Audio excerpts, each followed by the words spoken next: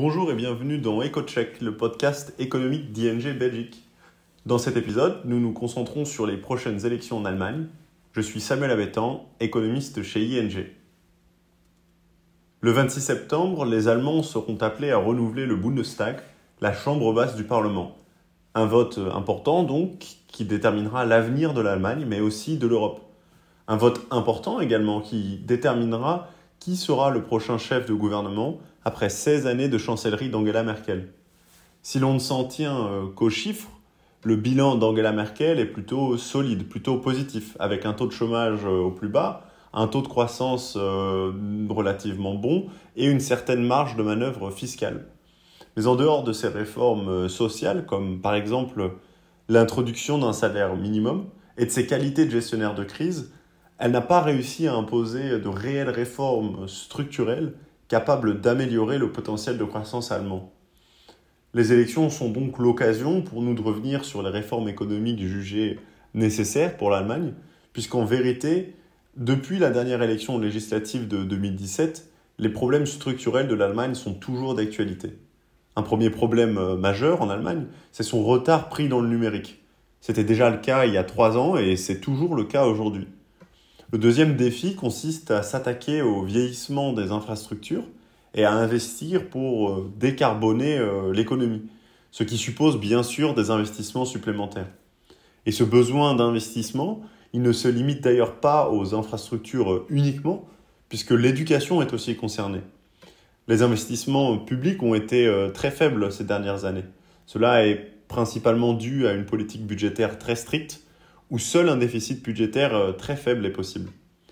Jusqu'à présent, il n'était pas possible d'aborder ces questions en Allemagne car l'économie se portait bien. L'économie allemande a par exemple bénéficié de l'essor de la Chine ces dernières années, qui est devenu un important marché d'exportation. Les entreprises allemandes ont également bénéficié de l'intégration des pays d'Europe de l'Est dans l'Union européenne pour y délocaliser une partie de sa production. Il faut toutefois ajouter que cette situation est maintenant en train de s'inverser. Les avantages d'hier de l'intégration des pays de l'Europe de l'Est ont déjà été réalisés, tandis que la Chine devient de plus en plus un concurrent plutôt qu'un marché d'exportation. Et la question se pose donc de savoir combien de temps encore l'Allemagne peut-elle continuer à ignorer ces questions.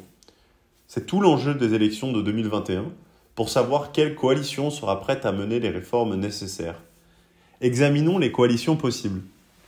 La CDU-CSU, la famille politique d'Angela Merkel, était largement en tête des votes pendant la majeure partie de la campagne. Mais ces dernières semaines, le parti est en net recul.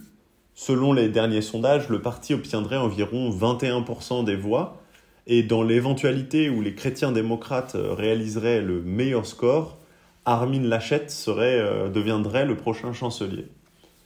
Mais les derniers sondages montrent qu'en réalité, c'est le parti social-démocrate, le SPD, qui recevrait environ 26% des voix, et ce serait donc le premier parti d'Allemagne pour les législatives.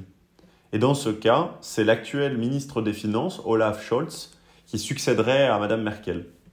Le troisième parti, selon les sondages, serait les Verts, les écologistes donc, avec environ 16% des voix, et à leur tête, Annalena Baerbock.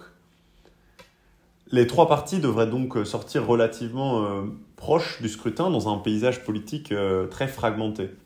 Ce qui implique que 3 partis, pas nécessairement ceux-là, devront s'allier pour former la prochaine coalition. Un événement sans précédent à l'échelle fédérale en Allemagne. Autant dire que nous nous attendons à ce que les négociations prennent du temps, probablement jusqu'à la fin de l'année. En fait, ce n'est pas tant le nom du prochain chancelier allemand qui déterminera l'agenda politique des prochaines années, puisque ni Scholz ni Laschet ne devraient être de réelles forces de changement, mais ce sera la coalition au pouvoir. Par exemple, une coalition entre le SPD, les Verts et le parti de gauche radicale Die Linke pourrait ouvrir la voie à plus d'intégration économique en Europe et à un assouplissement des règles fiscales européennes et aussi à plus de dépenses publiques, même si le SPD voudrait maintenir le Schwarze-Null, donc la politique de zéro déficit en Allemagne. Mais c'est une coalition qui semble quand même improbable, car elle ne disposerait que d'une faible majorité au Parlement, sans compter l'hostilité de Die Linke vis-à-vis de l'OTAN qui pourrait être problématique. Scholz a également laissé sous-entendre qu'il serait plus confortable à l'idée de former une coalition avec les libéraux du FDP et avec les Verts, une option qui exclurait toute possibilité de réforme des règles fiscales européennes, mais qui pourrait laisser la porte ouverte pour plus d'investissements publics. Une autre hypothèse, ce serait une coalition CDU-CSU, donc chrétiens-démocrates, FDP, donc les libéraux, et les Verts, avec laquelle l'Allemagne devrait renouer avec son frein à l'endettement, mais c'est aussi une coalition qui exclurait toute réforme fiscale européenne. La CDU-CSU proposant essentiellement de poursuivre la politique budgétaire actuelle. Vous l'aurez compris, les incertitudes sont encore nombreuses et nous ne nous attendons pas à un changement radical au lendemain des élections, ni pour l'Union européenne, ni pour l'Allemagne. De sorte qu'aussi longtemps que les négociations se poursuivront, Angela Merkel sera maintenue à son poste de chancelière, probablement jusqu'à Noël ou jusqu'en 2022.